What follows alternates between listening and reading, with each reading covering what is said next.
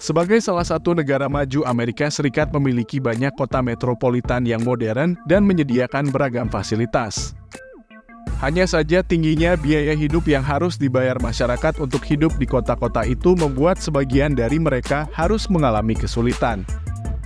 Karena itu, sebagian masyarakat memilih untuk hidup di kawasan terpencil dengan biaya hidup yang lebih murah, bahkan beberapa di antaranya memilih hidup di Slab City, sebuah kota yang nyaris tidak menuntut biaya hidup. Di tempat yang terlupakan ini tidak ada pajak properti, tagihan listrik, atau biaya-biaya lain yang lazim ditemukan di perkotaan pada umumnya. Slab City adalah suatu daerah yang dijuluki sebagai tempat tanpa hukum atau kota bebas terakhir di Amerika. Dijuluki demikian karena kota ini memang berdiri tanpa aturan hukum, tidak ada biaya parkir, biaya listrik resmi, layanan darurat, toilet umum, sistem pembuangan limbah atau sampah, dan sebagainya. Untuk menjadi penduduk di kota ini, seseorang hanya perlu melakukan proses informal, yaitu muncul di kota ini, kemudian menemukan sebidang tanah yang tidak diklaim orang lain, kemudian mendirikan tenda atau gubuk. Karena proses yang mudah untuk menjadi warga, maka kawasan ini menjadi rumah bagi beragam manusia, terutama bagi mereka yang bermasalah secara finansial. Mulai dari pensiunan, seniman, pecandu, mantan narapidana, hingga orang-orang yang ingin merasakan kebebasan. Tidak seperti pada kota umumnya, Slab City tidak memiliki rumah-rumah yang permanen. Para penduduk di kota ini tinggal di dalam mobil van, rumah-rumah semi-permanen, bahkan gubuk yang dibuat sedemikian rupa.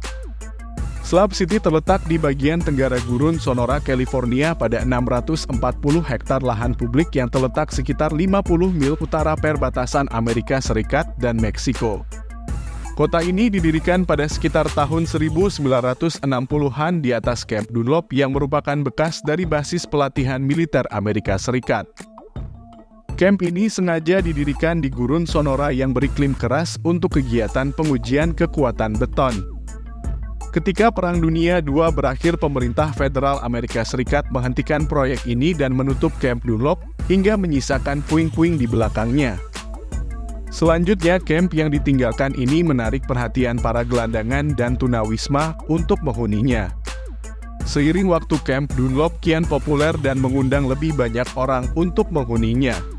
Penduduk kemudian mengubah kawasan ini menjadi semacam kota kecil yang dipenuhi dengan ornamen dari karya seni unik, yang terbuat dari barang-barang bekas seperti rongsokan mobil dan ban bekas.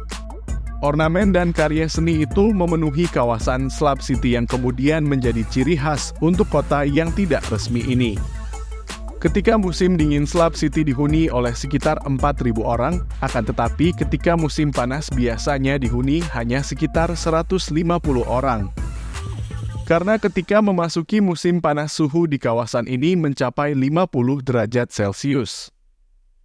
Sebagai kota tidak resmi, Slab City tidak berada di bawah kontrol pemerintah negara bagian California. Dan sebab itu pula penduduk kota ini tidak mendapatkan beberapa fasilitas, seperti listrik, air bersih, layanan kesehatan, dan lain sebagainya. Meski demikian, mereka masih bisa bertahan hidup.